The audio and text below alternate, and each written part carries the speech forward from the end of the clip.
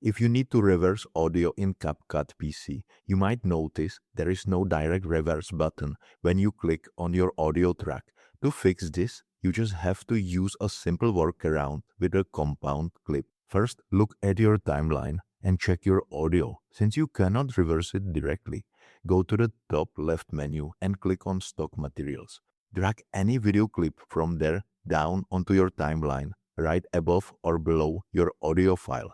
Now, go to the Speed tab on the right side of your screen and adjust the duration of that video clip so it matches the exact length of your audio. Next, select both the video clip and the audio file at the same time. Right-click on them and choose to create a compound clip. This merges them into a single track, which tricks the system into giving you more editing options.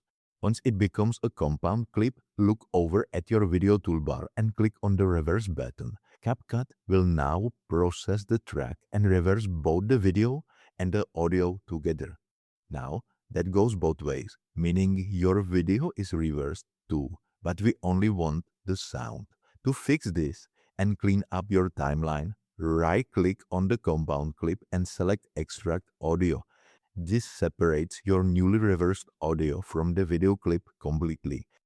The important thing is that your audio is now fully reversed on its own track.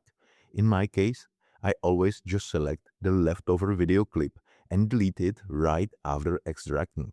You are now left with just your reversed audio track exactly where you want it.